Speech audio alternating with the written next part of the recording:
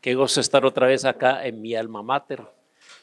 Estuve aquí cuando muchos de ustedes ni habían nacido, ¿verdad? Ya en el año 83 comenzamos la maestría acá. Pero siempre es un placer, un gusto estar de nuevo acá en CETECA y entre hermanos y hermanas con el deseo. Lo que aprendo yo entre más avanzo en los años es que, acaba de estar comentando con el hermano Guillermo, todo lo que no sé todavía. Necesito otra vida para todas las cosas que todavía quiero estudiar porque hay tanto que aprender. Entonces, qué bueno, espero que podamos aprender juntos en esta tarde acá. ¿Por qué nos interesa este tema? Les voy a contar brevemente parte de mi historia. Yo crecí en Honduras, mis padres trabajaron 36 años allá como misioneros, entonces me siento hondureño, aunque dejé el ombligo allá en el norte, pero todos mis años de crecer, después de CETECA, pastoreé ya 7 años, después mi esposa Gloria, que es de El Salvador, fuimos como misioneros a Albania, enviados por nuestra iglesia en Honduras, estuvimos 13 años por allá, y ahora el Señor nos tiene en exilio allá en el país del norte. Pero yo me acuerdo allá que cuando yo estaba en la secundaria, ahí como los 17, 18 años, uno tiene que tomar decisiones importantes en la vida, ¿no es cierto? Y decía yo, bueno, Señor, ¿qué quieres que yo haga con mi vida? Dios obró en mí ahí como a los 17 años que yo quería vivir para el Señor. Entonces, ¿debería ir a estudiar Biblia? ¿O tenía ganas de estudiar negocios internacionales y regresar a Honduras? ¿Qué hago? Y había esa lucha de qué hago, pero allá adentro había una voz que me decía que lo más espiritual era estudiar Biblia y teología y que si yo era de veras consagrado al Señor, eso iba a estudiar. Y en efecto eso hice. Ahora, estoy feliz por la decisión que tomé. Dios me enseñó tanto en esos 4 años de universidad, pero la verdad es que tomé la decisión en una base equivocada. Porque lo que he ido aprendiendo es de que trabajar como hombre de negocios, si ese es el llamamiento de Dios y lo hago para la gloria de Él, es igual de importante llamamiento que el de ser pastor y misionero. De eso se trata. Pero yo sufría de ¿qué? De DSS, el virus que unos le dicen, virus DSS, que hay una división entre lo sagrado y lo secular. Y tenemos esa idea de trabajos seculares. Pero allá en ese mismo tiempo, me acuerdo leer un artículo de un señor que se llama Os Guinness, y empezaba diciendo, la cosa más espiritual que yo hago es trabajar en mi hortaliza. Y eso me chocó, le digo, este está loco, ¿verdad? Pero empezó a hablar, ¿no? Si eso hacían Adán y Eva antes del pecado, en la creación, y tenían su comunión con Dios, trabajaban la hortaliza, el huerto del Edén, y me hizo reflexionar y dice, es más, cuando hago eso, participo en la acción y la actividad creativa de Dios, porque yo siembro y riego y pongo las condiciones, pero no puedo hacer crecer la semilla, solo Dios puede hacer eso. Por lo tanto, es una obra espiritual, porque si Dios no obra y si Dios no da vida y crecimiento, yo no estoy haciendo nada. Y ahí Dios empezó desde esa edad a confrontar ese virus. Y les voy a decir, hermanos, hasta el día de hoy lucho con ciertas ideas que uno ha crecido con esa forma de pensar. Pero Dios ha ido cambiando eso. En el tiempo de Albania también, que uno ve la vida cristiana desde otra perspectiva cultural. Pero este seminario es simplemente, hermanos, una introducción al tema. Vamos a reducir aquí algunas cosas que tuve el privilegio de estudiar y investigar en mi tesis doctoral. Y lo vamos a procurar resumir ahorita en 1 hora. Pero lo que queremos es más que todo crear interés, despertar. Quizás por algunos por primera vez darse cuenta, ¿estaré yo infectado con este virus? ¿Está esto en mi forma de pensar? Entonces, vamos a hablar de ciertos temas que solo los voy a tirar y dejarles picados y no vamos a poder profundizar, pero para ir entendiendo un poco de lo que es esto. Entonces, yo creo que No sé si todos tienen notas ahí. Ahí vamos a ir, ahí está por lo menos el bosquejo para que lo vayan siguiendo. Entonces, lo primero que nos tenemos que preguntar es ¿cuál es esto? ¿Qué es esto? ¿Qué es la división entre lo sagrado y lo secular? Es una cosmovisión que divide el mundo en dos segmentos básicos. Parte de la vida se ve como espiritual y lo demás se considera secular. Por eso se habla de un trabajo secular o estar en el ministerio. Esa es una frase clásica del virus DSS. ¿Okay? Y los vamos a ir examinando un poco más, pero son parte de nuestra forma de pensar. Entonces, básicamente eso es. Otra forma de ver este muro de división, las cosas sagradas o espirituales, ¿verdad? Son las cosas que se refieren al ámbito espiritual y eterno, o lo que decimos los asuntos de Dios, así se dice, ¿verdad? Mientras lo secular son las cosas que se refieren al ámbito de lo físico, de lo temporal, o los asuntos de los hombres, ¿ya? Una división que existe. Así es como ven la vida las personas que tienen este virus. Ahora, primero, unas observaciones aquí. La primera cosa que podemos decir es que es un dualismo. Ahora, hay buenos dualismos. La Biblia está llena de dualismos. La verdad y la mentira es un dualismo. La luz y las tinieblas, dualismo, ¿verdad? Hay el cielo y la tierra. Si uno va a través de los escritos de Pablo, va a ver luz y tinieblas, estas diferentes. No es en sí malo solo porque es dualismo. Lo que tenemos que ver es si este dualismo se refleja en lo que dice la palabra de Dios. Espiritual, carnal es otro, ¿verdad? Entonces hay dualismos, pero este es un dualismo que no encontramos en la palabra de Dios. Vamos a estar viendo un poco más de eso. Es una cosmovisión. Ahora, esto de la cosmovisión es algo bastante importante. No tenemos tiempo de entrar en todo lo que es una cosmovisión, pero es una forma de ver el mundo. Toda persona en el mundo tiene una cosmovisión. Yo tengo una cosmovisión, ustedes tienen una cosmovisión. Lo aprendemos desde que nacimos en la cultura de nuestros padres, en la forma que la cultura, la comunidad donde crecemos, de la forma de pensar. Todo mundo tiene cosmovisión, solo que no sabemos que lo tenemos, porque es algo que está dentro de nosotros. Dicen que es lo más fundamental en una cultura. Sobre esa cosmovisión, cómo vemos el mundo, o sea, viene de cosmos, mundo, visión, ¿verdad? Cómo vemos el mundo. De ahí vienen nuestras creencias también, nuestros valores, ¿verdad? Y después la forma que actuamos. Entonces, cuando pensamos en una cultura diferente, decimos, no, es que ellos hacen tal cosa y es bien diferente, hacen lo otro, pero viene en el fondo de tener una forma diferente de ver el mundo. Entonces, es como que si yo tuviera allá adentro unos lentes pueden ver esas rayas y digo, qué dividido está el mundo, ¿verdad? Unas cosas son espirituales y otras seculares.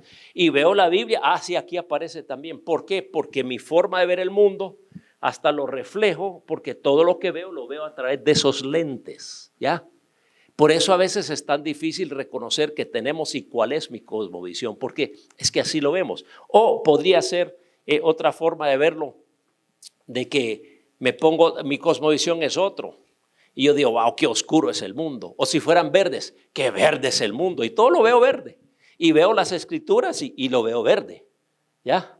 Porque lo estoy viendo a través de mis lentes, mi forma de ver el mundo. Está tan incorporado que es muy difícil quitarse los lentes y ver simplemente lo que está ahí, ¿ya?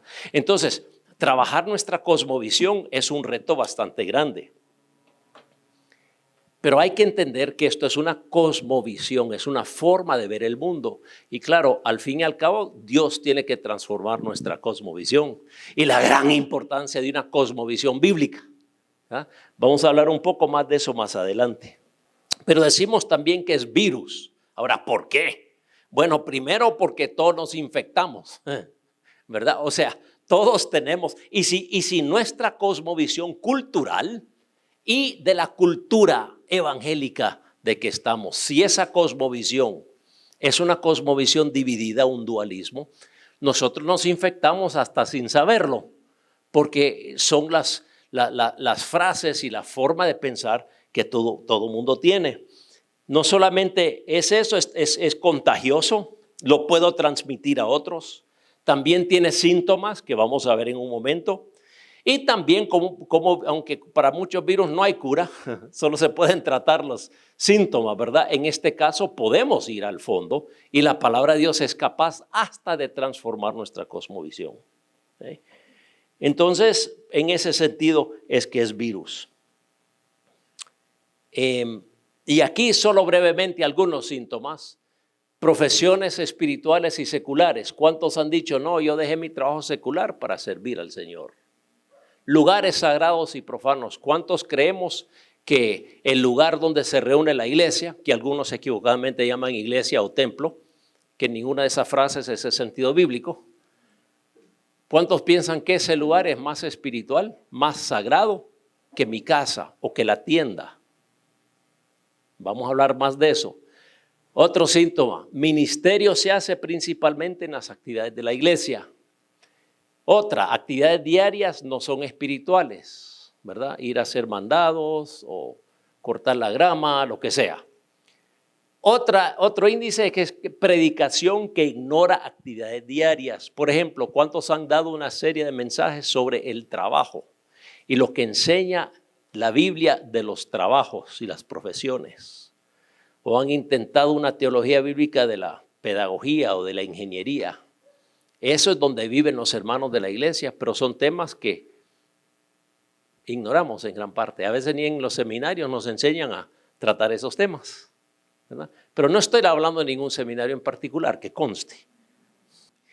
Otra forma que lo vemos, los llamados son los pastores y misioneros, los no llamados, los profesionales, ingenieros, oficiales de gobierno, plomero. ¿Ha oído a un plomero decir, Dios me ha llamado a ser plomero?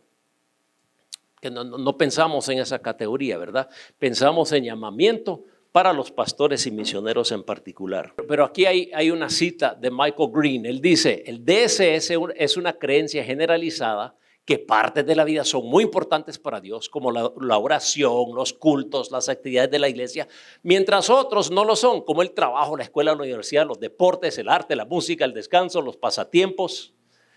Es como un virus, pues impregna la iglesia y casi todas las personas que conozco lo tienen y contaminan a otros. Yo lo he tenido y lucho en su contra. Y yo puedo decir lo mismo. Ahora, hicimos un estudio sociológico en Honduras, en 14 iglesias, en 3 ciudades diferentes, en Tegucigalpa, Choluteca y Cihuatepeque, para procurar medir si existía, porque uno lo observa, pero no pude hallar ningún estudio, digamos, sociológico para ver si esto existe o no.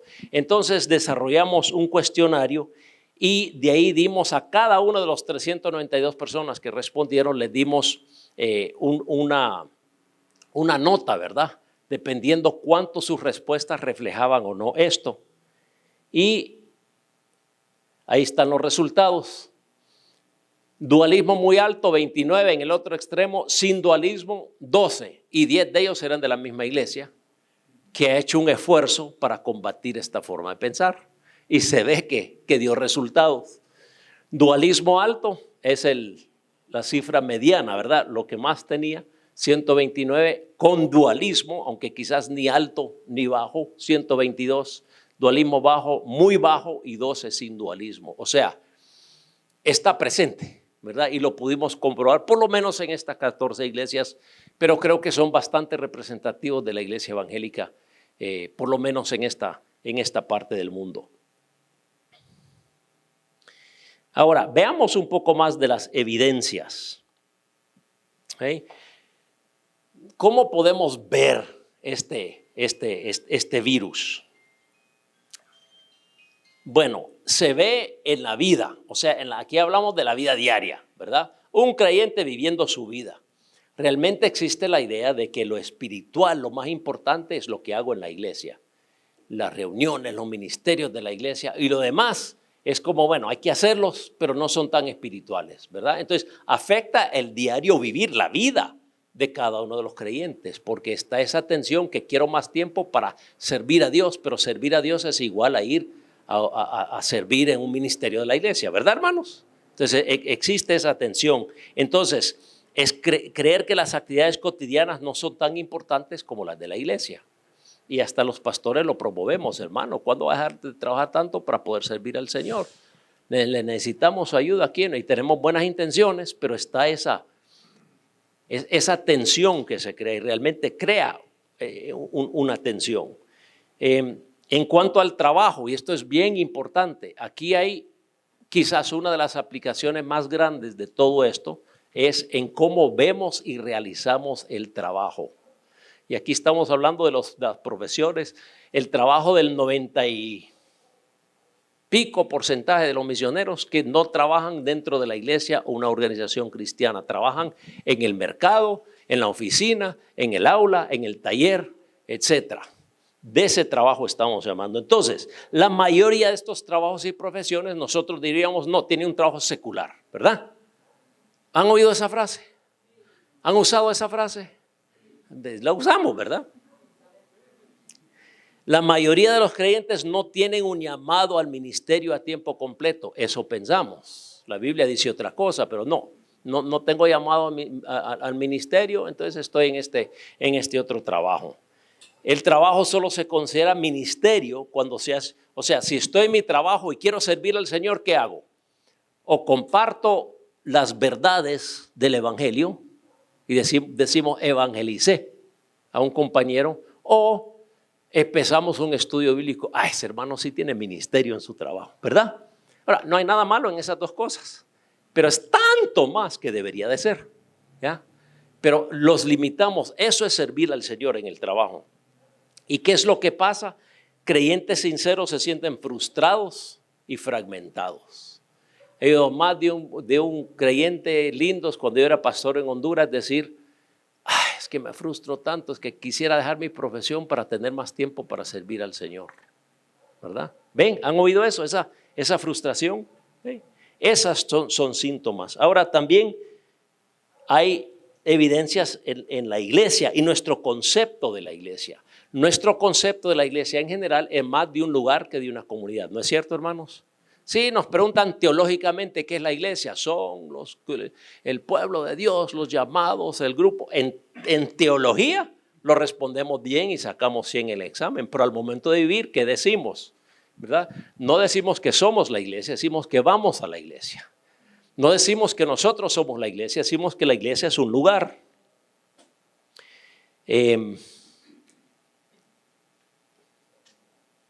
Es un lugar que consideramos más santo que otros lugares. El privilegio que Dios nos dio a nosotros lo damos a un edificio. ¿Por qué? ¿Qué dice la Biblia? Aquí ustedes saben. ¿Qué es el templo en el Nuevo Testamento? Ayúdenme. Nosotros, ¿qué más? El cuerpo de Cristo, ¿y qué más? El cuerpo. O sea, esos son dos sentidos que se usa. Efesios 2, 1 Corintios 6, por ejemplo.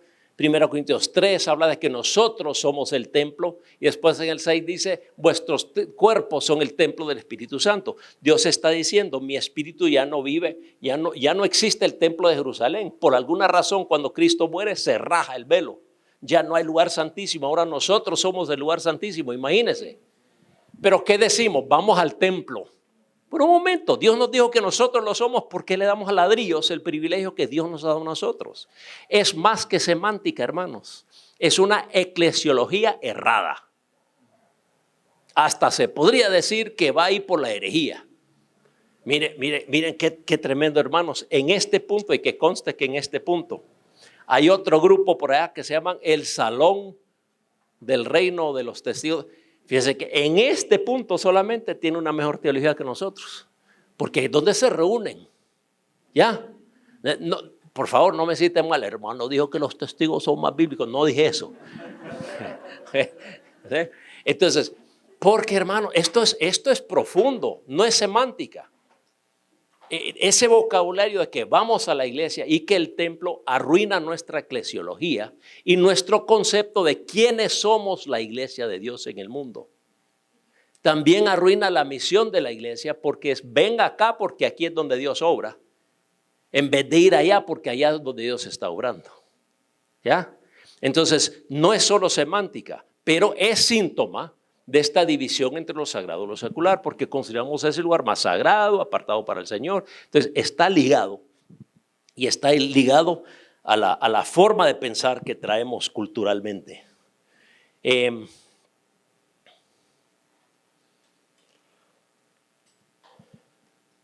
Bueno, hay tanto que decir en cada punto de estos. En cuanto al ministerio, ¿cómo se evidencia en el ministerio?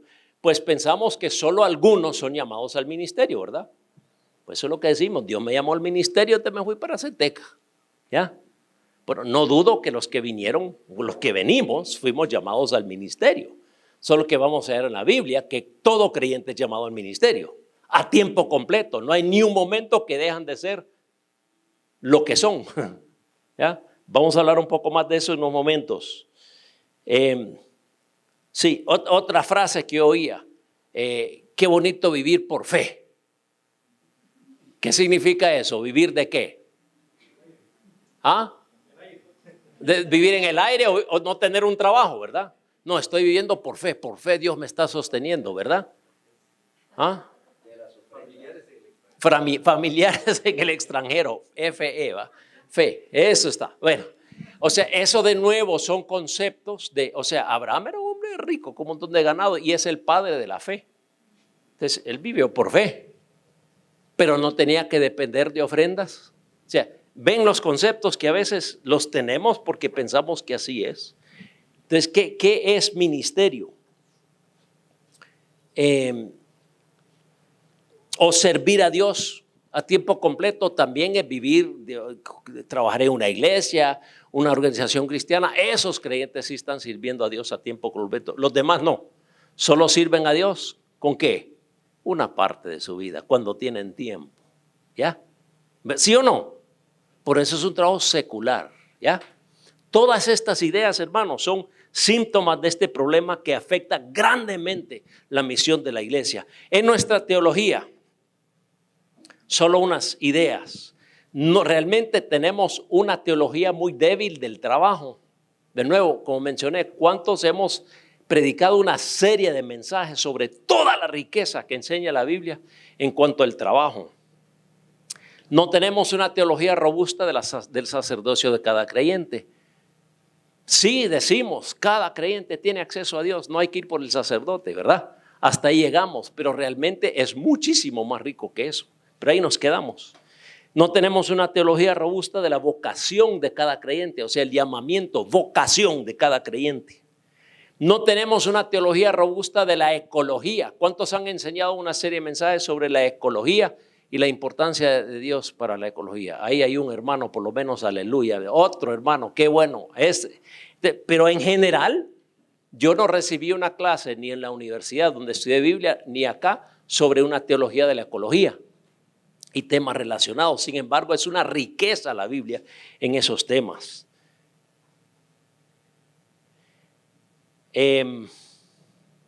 También yo veo las limitaciones de la teología sistemática, porque solo cubre ciertas categorías y es como que si tenemos la teología sistemática ya dominamos la teología. Pero ustedes bien saben que en la teología, ¿dónde está la teología de la familia? Del trabajo que mencionamos, de la pedagogía, y la lista sigue y sigue y sigue y sigue, ¿verdad? Entonces no hay nada malo de lo que contiene la teología sistemática, es lo que no contiene, que alguien decidió que esas son las categorías, ¿verdad? Entonces no estoy en contra de la teología sistemática, es pensar que si domino eso ya sé la teología bíblica, ¿verdad? El último que vamos a mencionar es cómo se evidencia en la economía y las finanzas. O sea, se ve el trabajo como un fin para ganar dinero, porque el que no trabaja no come, entonces hay que trabajar porque tenemos que comer, pero el fin es ganar la vida, ¿verdad? Así lo decimos, voy a ganar la vida. Otra cosa que pasa con esto es que el valor del ser humano no es un valor intrínseco en sí, por ser un humano, sino depende de mi contribución y rol en la sociedad. O sea, si tengo más educación, si tengo trabajo de oficina, si tengo un puesto con un título antes, en nuestra cultura, sí o no, lo consideramos de más valor que el que está limpiando o el que está abriendo zanjos allá afuera. ¿Sí o no? ¿Verdad? Entonces somos infectados porque consideramos que ciertas posiciones son de más valor y esa persona, aunque sí sabemos que todos son hechos a semejanza de Dios, pero lo que aspiramos es trabajar en una oficina y no ensuciarnos las manos, ¿verdad? Eso viene históricamente. Otra cosa, pensamos que cuánto nuestro dinero es de Dios, el 10%, hay que dar el diezmo. Y de ahí, pero la Biblia dice, no, todo lo que tengo es de Dios y soy un discípulo comprometido. Y Dios tiene una opinión sobre 100% de mi dinero, no solamente el 10%. Un hermano que estudia esto dice que la cosmovisión de las personas influye más en su florecimiento, su prosperidad o pobreza que su ambiente físico o sus circunstancias. Miren, hermanos, eso es profundo. La cosmovisión, la forma de pensar, la forma de ver el mundo afecta más el florecimiento en todos los sentidos de la persona que sus circunstancias. Que uno puede echarle la culpa a las circunstancias. No, es que aquí, y claro, yo no estoy diciendo que no hay pecado de sistemas, no estoy diciendo que eso no existe, no estoy diciendo que hay condiciones terribles en que viven muchas personas, especialmente en nuestra América Latina.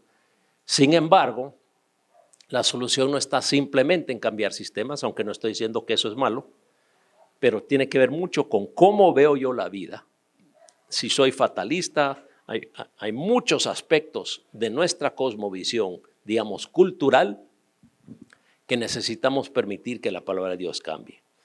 Bueno, vamos a hacer algo, porque ya se me están durmiendo.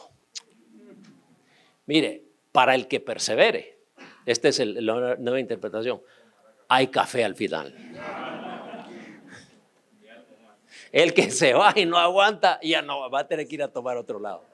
Sin café es imposible agradar a Dios, amén, hermano. Ahora, aquí, hermanos, en este estudio que hice, yo propuse estas categorías de profesiones, podrían ser otras, pero de las respuestas de la gente, yo pude decir cuáles fueron considerados más espirituales y cuáles más seculares. ¿Qué se imaginan ustedes salió más arriba en cuanto a espiritual? ¿Y cuáles uno o dos eran los más espirituales de todos de estas profesiones? Misionero, ¿qué más? Profesor de seminario. ¿Okay? Y los más seculares, político.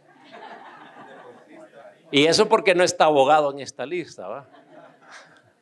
Ok, aquí están, de nuevo, esta categorización dice algo de la cosmovisión. Ahí está, misionero y profesor de seminario arriba, y de ahí van para abajo. Hombre de negocios está por ahí abajo, aunque el apóstol Pablo era hombre de negocios, pero ahí está ahí abajo. Policía, deportista, actor, bailarina, tal vez porque no pensaron en bailarina de ballet, sino. Pero mire, el punto es este, hermano. Si yo puedo servir a Dios, si soy un siervo de Dios, no porque soy pastor o misionero, sino porque el Nuevo Testamento dice que si estamos en Cristo somos siervos, entonces todo esto puede ser un ministerio y no hay uno más espiritual que otro. Es más, a veces lo más carnales, que eso es lo opuesto a espiritual, no secular, lo opuesto es carnal. Los más carnales pueden ser los misioneros y los profesores de seminario. Mejor no digo más. O sea, porque sí. Solamente una pregunta, ¿profesión y vocación podrían ser intercambiables?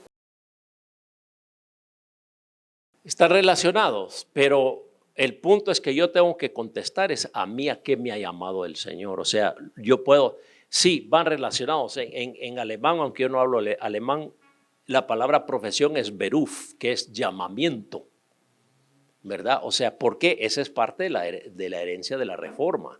Porque lo que enseñaba Lutero y otros de la Reforma es que cada creyente tiene un llamado. Y el llamado de la hermana que ordeña las vacas es igual de importante que la del sacerdote. Pero es un llamamiento que yo como líder tengo que ayudarle a los hermanos. ¿Cuál es el llamamiento de cada hermano? Porque Dios ha llamado a todos. Ha llamado a todos a servirle con toda la vida, ¿verdad? Entonces, si yo lo veo así, los que no tenían, ¿cómo se llama? DSS, decían que es neutro. O que todos son espirituales o que es neutro. No hay ni uno secular aquí. Se podía en ciertos contextos. Ahora, que lo ejerzamos, pero político. Ajá. ¿Y Daniel? ¿Y José?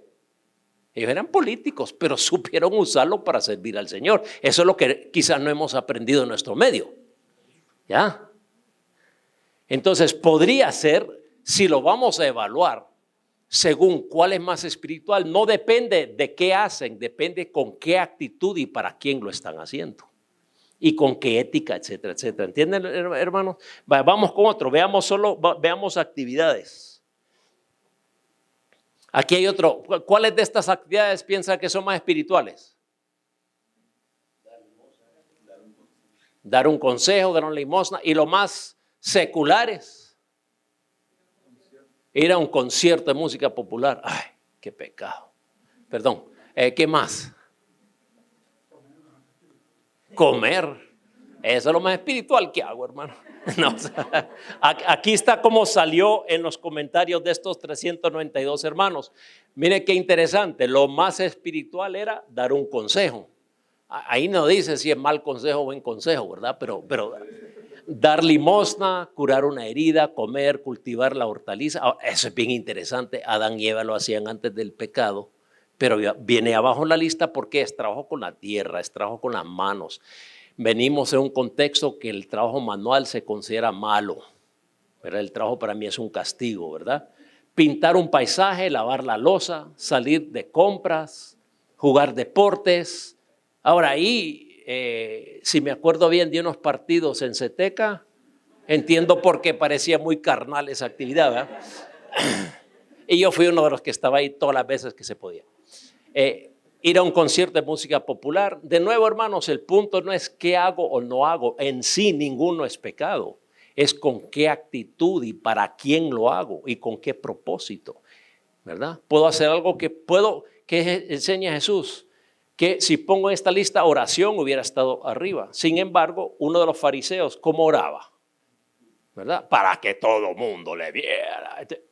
Entonces tenemos ese problema y nos lleva al legalismo y nos lleva a muchas otras cosas. Pero de nuevo viene a que tenemos esa idea que ciertas actividades son de menos valor y otras son de más valor, sin ir más al fondo para ver del porqué de esas cosas. Una más. Aquí hay otros. ¿Cuáles piensan que son los más espirituales aquí? Clase de Biblia, regalar comida y lo más seculares. Ir al estadio, ir de vacaciones. Vamos a ver, hermanos, si están de acuerdo con los de Honduras. Ahí está. Mira, antes de enseñar la clase bíblica, la más espiritual, según esta encuesta, ¿verdad? Era regalar comida. Enseñaron la clase de Biblia, escuchar a un amigo, ayudar a un vecino, limpiar el patio, hacer mandados, cosechar frijoles, ir de vacaciones, escribir un poema romántico, ir al estadio. Hay muchas ilustraciones aquí, pero el libro bíblico de Cantares, ¿qué es? Es un poema romántico. ¿Por qué pensamos que eso es una actividad secular? ¿Verdad? Bueno, habría que evaluar. Ir al estadio. Ir de vacaciones. ¿Por qué están abajo en la lista? De nuevo, porque en nuestra mente hay ciertas cosas que en sí, su valor intrínseco, su valor en sí es que son espirituales y otras que no. Pero todas estas las puedo hacer por malas razones. Doy para que me den, para que me reconozcan. Yo puedo poner predicación ahí y yo puedo predicar en la carne, hermanos. Puedo enseñar para que me vean o para que me den cumplidos o qué sé yo, ¿verdad? Nosotros sabemos las mismas emociones y motivaciones de nuestros corazones, ¿no es cierto? Y que el corazón es engañoso. Entonces, no es la actividad en sí. De nuevo, eso es el problema con este virus, que tenemos nuestros lentes y como que decimos, estas actividades son mejores que otras solo por la actividad, sin evaluar la motivación y las actitudes con las que las hacemos. Bueno, vamos a hablar rápidamente de cómo esto afecta a la misión de Dios. Es que estamos en una conferencia misionera, ¿verdad? Entonces, ¿por qué decimos que esta es una barrera para la misión? Hay muchas razones. Uno, limita nuestro entendimiento de Dios. ¿De quién es la misión, mis hermanos? Es de Dios, ¿verdad? Entonces, si malentendemos quién es Dios y qué valora Dios, no vamos a poder participar en su misión como Él quiere. ¿Están de acuerdo? Entonces, pensamos que Dios solo se preocupa en verdad por algunos aspectos de la vida. O sea, pensamos que, por ejemplo, Dios no está interesado con qué actitud voy al estadio o si voy o no al estadio. ¿Ya? Asumimos que eso es una actividad secular, ¿verdad? Y está bien abajo en los valores. Cuando puede ser parte muy integral de todo un proceso de acercarme a amigos no creyentes. Cuando yo era pastor en Honduras, hermanos, mi forma de acercarme a los no creyentes, porque mi trabajo era con la iglesia, era por el deporte. Doy gracias a Dios por el deporte. Ahora, el reto es ser un jugador de lo que sea el deporte lleno del Espíritu Santo y no de la carne, ¿sí? Y luego es el hecho de que no estoy experimentando a Dios en toda mi vida porque pienso que Él está más presente cuando estoy en actividades de la iglesia y quizás no me he puesto a reflexionar cómo puedo vivir lleno del fruto del Espíritu cuando estoy haciendo mandados, cuando estoy manejando y alguien me corta enfrente del paso. ¿Qué es lo que sale de mí, verdad? Por eso hasta los mandados hay que hacerlos llenos del Espíritu. Entonces, limita nuestro entendimiento de quién es Dios. Limita el evangelismo. Parte de este DSS es que las palabras son más importantes que las acciones y que los hechos. Entonces, pensamos que principalmente la forma de comunicar el mensaje es con palabras, ¿sí o no? Compartir el evangelio, estamos hablando de decir Dios te ama y tiene un plan o lo que sea. Eso es el evangelismo, ¿verdad? Vamos a ver en unos minutos, si alcanzan, otra forma que la palabra, pero se limita. Y el evangelismo es una actividad que hacemos de vez en cuando. Tenemos una actividad evangelística como iglesia. Cuando Dios nos pide tener una vida evangelística siempre. Ahora, no estoy en contra de actividades evangelísticas, ¿verdad? Pero el punto de la palabra es que nosotros somos testigos. No es que de vez en cuando hacemos actividades de testigo. Es que somos, ¿ya? Entonces, toda la vida debe ser una vida en misión. No simplemente algo que hacemos cuando podemos. También divide, cuando yo estaba aquí en Ceteca en esos años 80 y antes estaba un debate, ¿el evangelismo o la responsabilidad social? Y realmente esa no es la pregunta. La pregunta es cómo en todo lo que soy y todo lo que hago estoy comunicando a Cristo. Pero eso es parte de ese virus que nosotros tenemos, esta forma de ver. Limita el discipulado. ¿Por qué? Porque solo se enfoca en lo que considero espiritual, o más que todo, ¿verdad? Esos temas de la vida diaria, las implicaciones, estoy discipulando a mi gente en cómo ver el trabajo como Dios lo ve. Les estoy ayudando a integrar su fe con la ingeniería o con la mecánica. Es Dios, en cierto sentido, un mecánico, es un ingeniero, es agricultor, es inventor. Entonces, limitamos el discipulado a ciertas áreas que están en el librito de discipulado que nosotros tenemos. Y no estoy en contra, nosotros también tenemos materiales de discipulado. ¿Okay? El punto es que tiene que ser un discipulado de toda la vida, no solo de algunas partes que nosotros hemos escogido. Entonces, tenemos una espiritualidad a veces que queda divorciada de la vida diaria. También limita el ministerio de los creyentes, porque llamamos ministerio lo que son programas de la iglesia o de organizaciones o de instituciones. Eso es el ministerio. La mayoría de creyentes no están convencidos que son siervos de Dios y no entran a su lugar de trabajo como siervos de Dios. No consideran que su trabajo es un ministerio. Entonces, esto de nuevo que mencionamos lleva mucho a frustración y estrés. El trabajo social que se hace, y esto va con el anterior también, se enseña, hagamos una obra social, pero como carnada para poder evangelizar, ¿verdad? En vez de ver esa actividad como parte de la comunicación del Evangelio. ¿Qué estoy comunicando de Dios a través de esta acción que estoy haciendo? El hermano David Suazo esta mañana nos dio unos ejemplos de eso. Limita el impacto de la iglesia, por lo que acabamos de mencionar. Solo estamos en algunos sectores.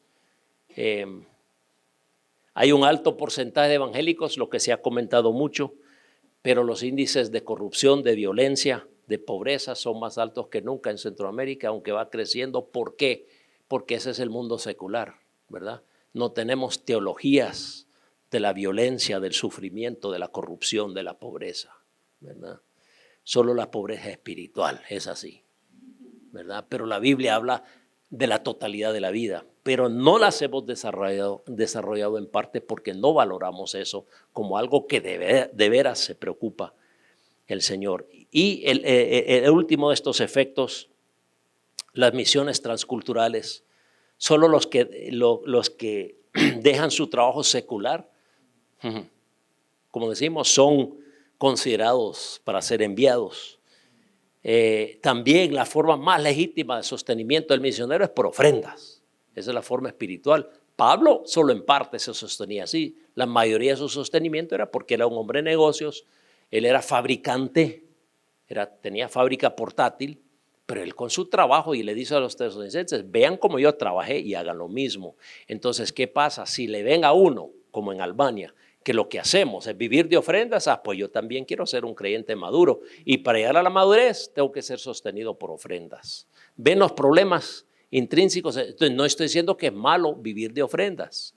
Gracias a Dios, a mi esposa y a mí, Dios ha provisto para nosotros por la generosidad de iglesias y hermanos. Y así pudimos estar en Albania todos esos años. Pero entonces no estoy diciendo que es malo. El problema es decir que es más espiritual o mejor que trabajar como fontanero o lo que sea en Albania, ¿verdad? Meterme en la vida de la gente porque tengo trabajo como ellos.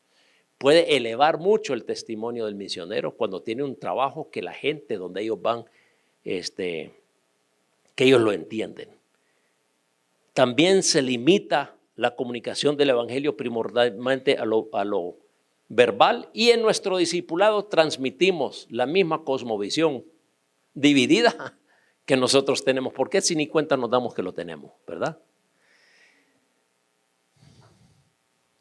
Un par de citas aquí. Toda esta enseñanza es un reflejo de un paradigma no bíblico que ha dejado a individuos como meras sombras de lo que Dios quiere. La iglesia más desligada de la cultura, comunidades atrapadas en pobreza y naciones no discipuladas.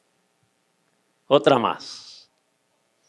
En resumen, dice otro autor, DSS ha afectado a casi todas las áreas de la vida de la iglesia y ha limitado la misión. Por eso es que DSS es el mayor reto misionológico afrontando la iglesia. Lejos de que toda la iglesia llevando todo el evangelio a todo el mundo, tenemos una pequeña parte de la iglesia llevando un evangelio parcial a muchas personas, a muchos menos personas de los que son conocidos por nuestras congregaciones. O sea, todo está menguado en la misión porque lo limitamos a lo así llamado espiritual. Ahora, quiero mencionar algunas raíces que tenemos, pero no tenemos tiempo hoy de meternos en esto. Voy a mencionar 4. Primero es el pensamiento occidental. Tenemos que recordar que hoy en día, a través de internet y todo lo demás, todos hemos sido afectados, aunque no vivimos en el norte, en el occidente, hemos sido afectados por este pensamiento. Esto es otro taller de varias horas que mejor vendría Gonzalo a enseñarlo.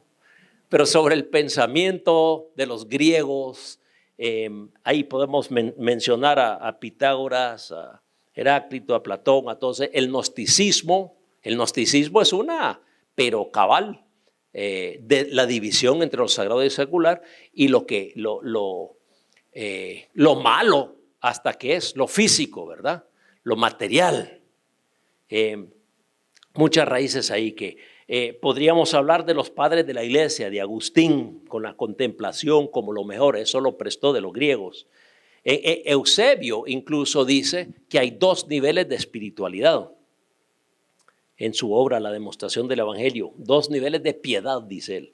Una que está separada de la vida diaria y devoto a Dios, que es superior, y el otro inferior es una espiritualidad, pero es inferior porque incluye la agricultura, los negocios. O sea, alguien tiene que hacer eso, pero los que son de veras piadosos son los que se dedican a la oración, ¿verdad? A la contemplación. Esos son los verdaderos espirituales, ¿verdad? Ahora, algo de eso nos ha afectado, ¿no es cierto? Hay mucho que hablar ahí, la reforma, el llamamiento de cada creyente, todo eso viene con ese pensamiento occidental que veremos en otra ocasión. También deberíamos de estudiar las culturas precolombinas. ¿Por qué? Porque vivimos en tierras que los antepasados vivían, eran precolombinos, ¿verdad? Hay influencia de eso y ahí vemos división también. De nuevo, no tenemos tiempo de entrar mucho en esto, pero hay una división, hay una cierta clase de personas, los sacerdotes, que ellos tenían un conocimiento que nadie más podía tener. Ellos tenían acceso a Dios que el pueblo no tenía, ¿verdad? Había una división. Sí había integral, que los dioses tienen que ver con toda la vida y la agricultura y la lluvia, todo eso. Eso aparte era integral. Pero en cuanto al pueblo y el acceso a Dios, había una división. Ciertas personas tienen acceso directo a los dioses que el pueblo no lo tiene, ¿verdad? Necesitamos hablar de la contrarreforma. ¿Por qué? ¿Quién llegó acá a nuestras tierras? Los españoles. Que la reforma no llegó ahí y la reforma afectó mucho la teología del trabajo en otras partes de Europa, ¿verdad? De nuevo, mucho que podemos hablar aquí. El concepto bajo del trabajo, ¿verdad? Por eso el negrito del batey dice, el trabajo para mí es un enemigo. Es un castigo, es un enemigo, pero ustedes no escuchan esa música porque es secular. Pero ahora que han escuchado el negrito de batey, así. Perdón, ya me hice carnal, hermanos, perdón. Mucha teología se comunica por la música de un lugar. Deberíamos estar conscientes de qué están escuchando y cantando los jóvenes, porque de ahí viene mucha de la forma de pensar. Pero en esta la contrarreforma, tal vez han oído de César Vidal Manzanares, él ha escrito varios libros en ese tema, muy buenos, pueden estudiarlo más ahí, pero los pecados veniales tienen que ver con esto, las autoridades están sobre la ley, la división de educación que solo es para cierta clase. Y por último necesitamos hablar del protestantismo evangélico o el pietismo de donde venimos.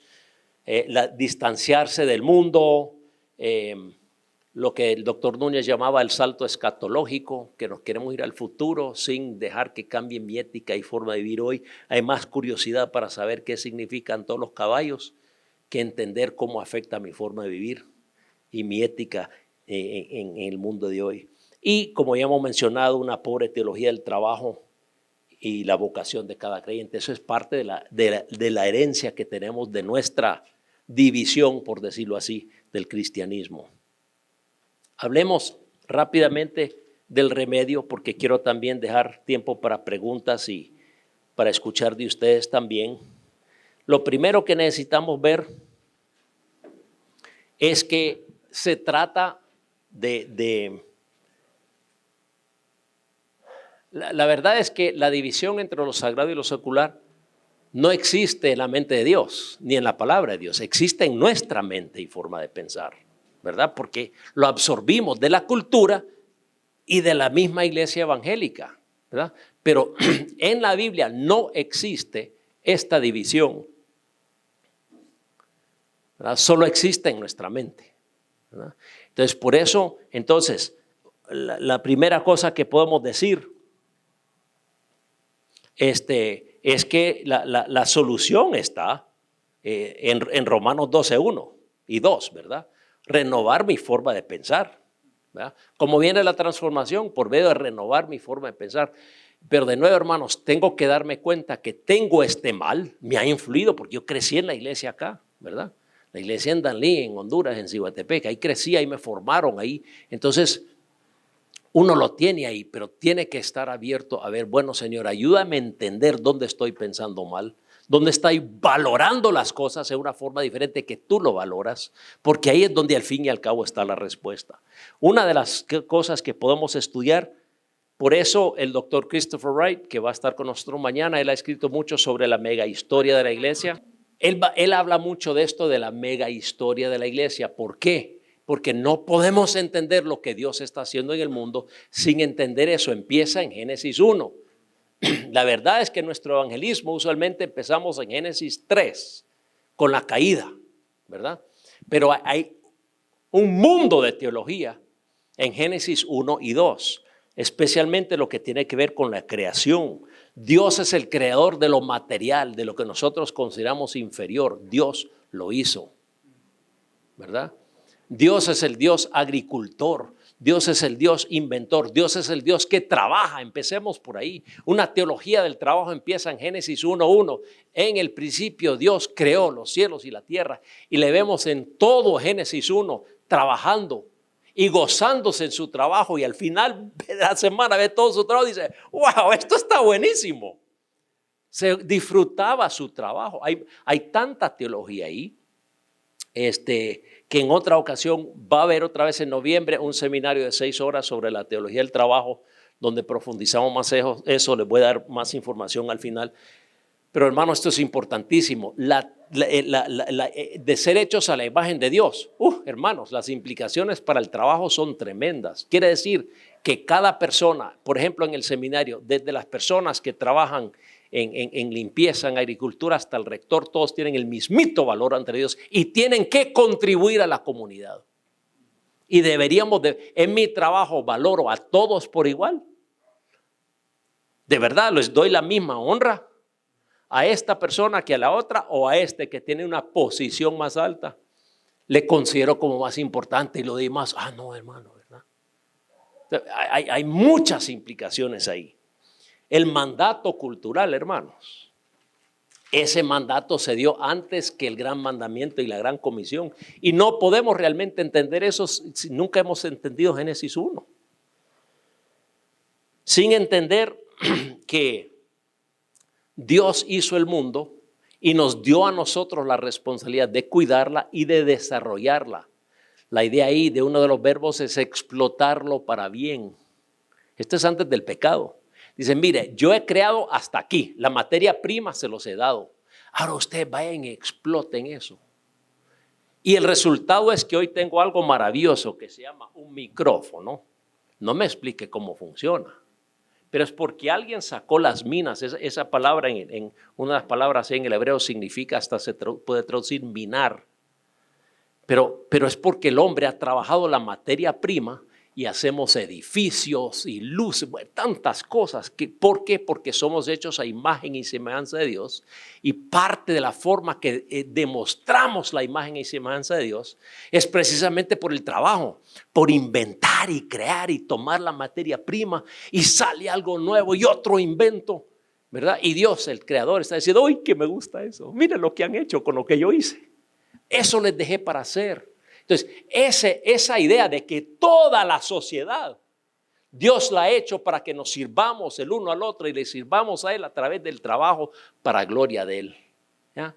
Pero todo eso está en el mandato cultural, y esto es parte de la forma de contrarrestar nuestro pensamiento, que hay unos trabajos mejores que otros, unos son seculares, otros son para servir a Dios. Mentira. La Biblia, desde Génesis 1 y 2, presenta otro cuadro completo de lo que es. Bueno, de ahí, claro, la caída es importantísimo porque sí afectó el trabajo, sí lo hace más difícil, sí causa dolor, etc. Pero llegamos a la redención, que realmente la redención es de Génesis 3 hasta Apocalipsis 20, toda la historia de redención. Lo que tenemos que recordar es que la Biblia dice que Cristo vino a redimir para con Él algunas cosas. No. Todas las cosas de lo que está en el cielo y ¿dónde? En la tierra. No solo salvó mi alma, ha salvado mi cuerpo. Sí, me voy a morir probablemente si Cristo no viene y me van a enterrar, ¿verdad? Y se va a deshacer hasta los huesos. Pero, ¿qué dice la Escritura? Él va a redimir estos cuerpos mortales y los va a hacer inmortales, ¿no es cierto? Decir que a Dios no le importa lo material, eso es mentira. Él lo creó, es el creador, refleja su gloria. Y nos ha salvado completamente y Él va a redimir todo. ¿Qué dice Romanos 8? Que la creación, ¿qué? Gime a una. Ahí está, aplicaciones para la ecología, hermanos. Pero ¿qué dice? Que Cristo ha venido a redimirlo. Están esperando que la redención. ¿Ya? Entonces, de nuevo, todo esto hay que profundizar. La última es la consumación, Apocalipsis especialmente 21-22, aunque hay otras partes. Él va a recrear o restaurar todas las cosas. Nuevo cielo, nueva tierra. A Dios le interesa lo material y hasta en su plan futuro eso existe, como el trabajo también.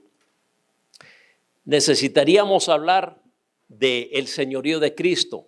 Predicamos que es el Señor de todo, pero no dedicamos mucho tiempo para pensar qué significa que Dios es Señor de mis vacaciones, de mi tiempo libre. No quiere decir que lo doy todo para hacer una actividad en la iglesia. Quiere decir que soy equilibrado. Aquí hay una que con la teología. El creyente que entiende esto descansa para trabajar. En el mundo trabajan para el fin de semana, trabajan porque, ay, gracias a Dios es viernes, ya puedo ir a descansar y hacer lo que me gusta. Cuando Dios dice, no, yo voy a descansar porque vienen otros 6 días de trabajo. Entonces, para el que está en Cristo, porque ve su trabajo como un llamamiento de Dios, ¿verdad? Dice, hoy me levanto para servir al Señor. ¿Cómo cambiaría si todos los hermanos se levantarían para ir a sus trabajos? Padre, gracias por otro día que puedo ir a mi ministerio, puedo ir a servirte. Pero se nos olvida enseñarles eso, hermanos. El Señor es el Señor de toda la vida, muchas implicaciones. La presencia del Espíritu Santo. Yo pregunto a los hermanos, ¿cuántos creen que jugar fútbol es una actividad espiritual?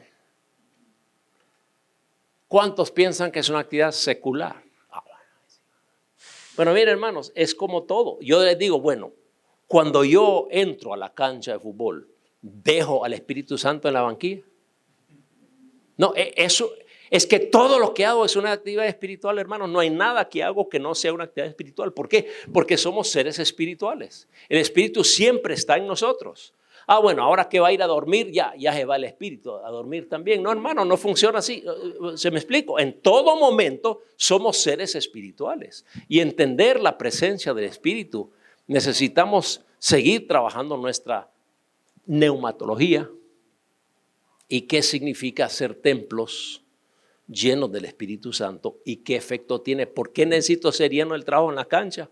Porque ahí me sale el indio, como decimos, ¿va?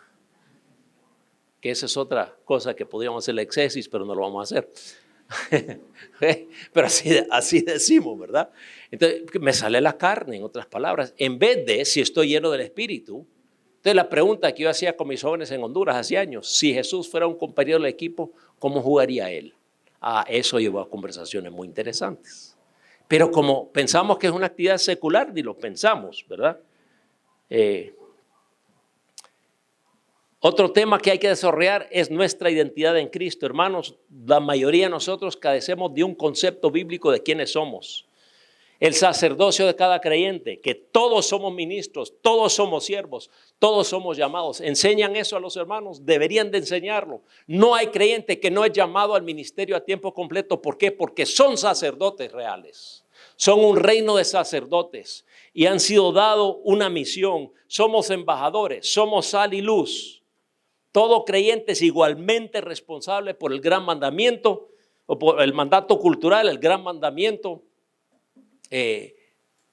Pero no uno más que otros. La idea no es que el pastor es el responsable. ¿Por qué? Porque hemos dividido. No les enseñamos que son igualmente llamados que nosotros. Más bien, según Efesios, los que somos líderes somos llamados ¿a qué? Para capacitar a los hermanos, a los santos, ¿para qué? ¿De quién es la obra del ministerio?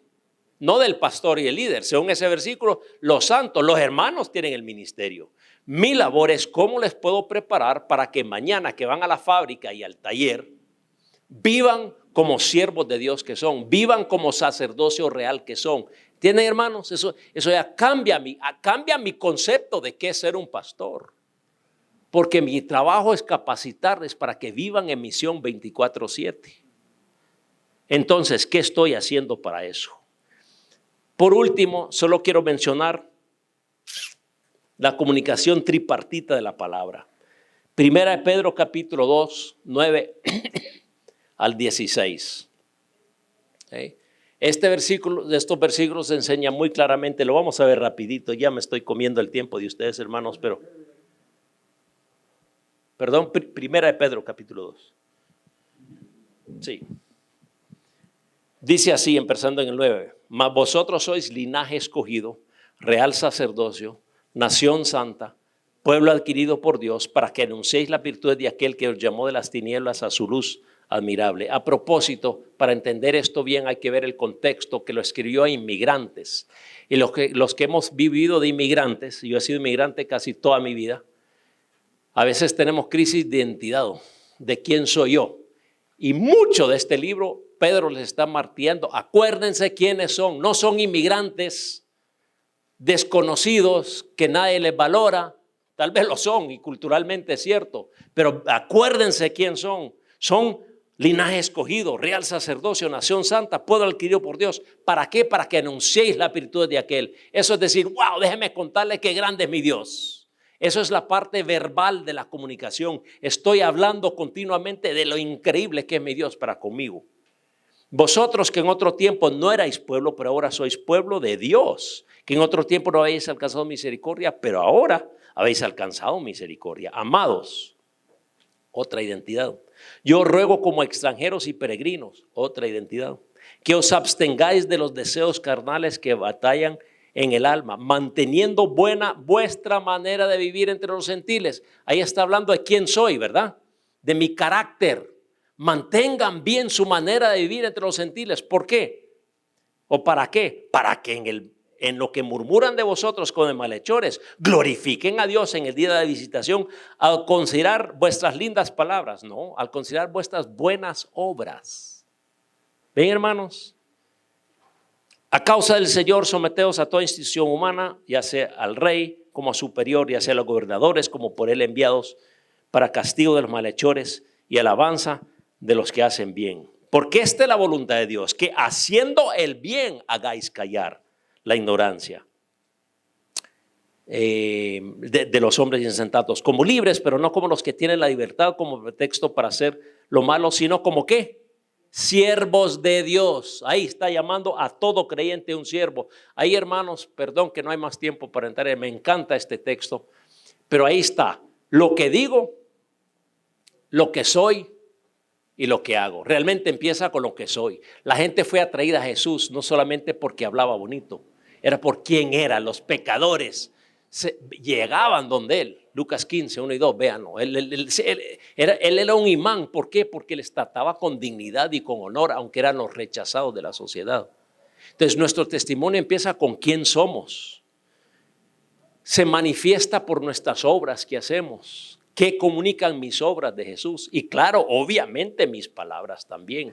El problema es que por lo general sobrevaloramos las palabras, o mejor dicho, menospreciamos quién somos y qué hacemos.